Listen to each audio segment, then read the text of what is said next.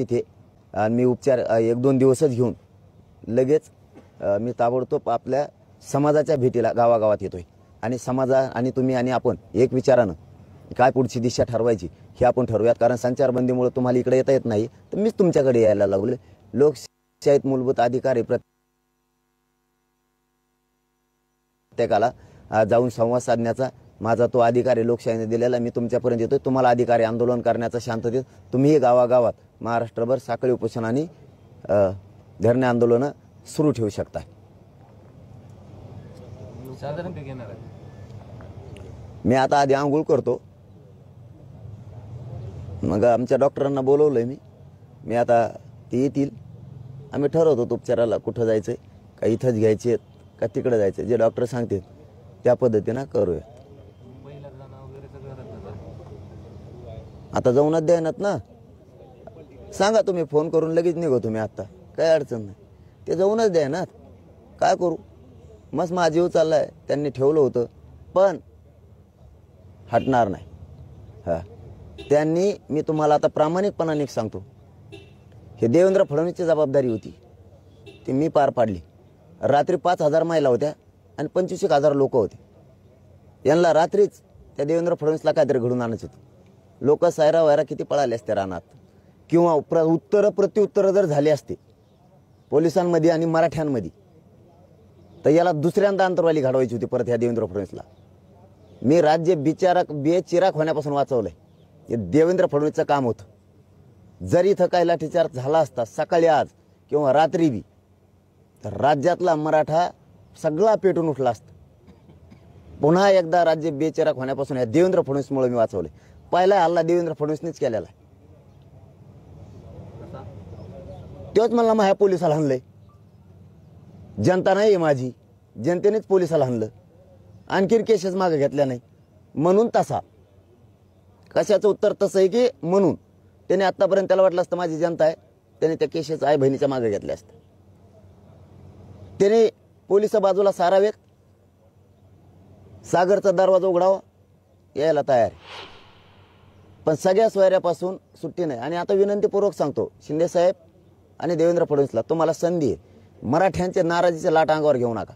सगळ्या सोयरीची अंमलबजावणी करायच्या मागा लागा तातडीनं. तुम्ही काल जे केलं ते चांगलं केलेलं नाहीये. तुम्ही चक्रव्यूह रचला होता तो आम्ही तोडला. तुमचं स्वप्न होतं देवेंद्र फडणवीसचं पुन्हा एकदा राज्यात दंगल झाली पाहिजे. नाही होऊ दिलं. काल राज्य बेचिराग नाही होऊ दिलं नसता. काल जर तुम्ही पोलिसांनी लोकांवरती लाठीचार्ज केला असता, त्याला प्रत्युत्तर काय झालं असतं तर पुरा राज्य चेतलं असतं. पुन्हा राज्य बेचिराग झालं असतं. जरा डोके ठेप्यावर ठेवून विचार करून बघा. देवेंद्र फडणवीस तुम्ही गृहमंत्री आहेत, कालची परिस्थिती काय झाली असती. तुम्ही लपून बसला असतात बंगल्यात पण राज्य उभं जळालं असतं काल. हे नरेंद्र मोदी साहेबांसुद्धा विचार करणं गरजेचं आहे. राज्यातल्या सगळ्या नागरिकांना सुद्धा विचार करणं गरजेचं आहे. तुमच्या विरोधात 2 गुन्हे दाखल झालेले आहेत बीड जिल्ह्यामध्ये. एक अंबळनेर पोलीस स्टेशन आणि एक शिरूर पोलीस स्टेशन. दोन्ही ठिकाणी विनापरवाना रस्ता रोको केल्याप्रकरणी तुम्हाला देखील त्यामध्ये आरोपी करण्यात आले. मी कुठं रस्ता रोको केलाय? मी कुठं रस्ता रोको केलाय? हे देवेंद्र फडणवीसचे मग चाळे. याला काय म्हणते दुसरं? मग मी दामरण उपोषणात समाजाने मिळून निर्णय घेतलेला. इथं समाजाने मिळून घेतलेला आहे निर्णय आणि मी भेट नाही समाजासाठी. कर म्हणा तुला काय अन्याय करायचं ते. जास्त भोगायला लागणार आहे. याचे परिणाम आणखीन जास्त भोगायला लागणार देवेंद्र फडणवीसला. आणखीन बी शहाणपणाची भूमिका त्या. आणि तुम्हीच महाराष्ट्रातले सगळे गुन्हे मागे घेऊन सगळ्या सोयऱ्यांची अंमलबजावणी करा.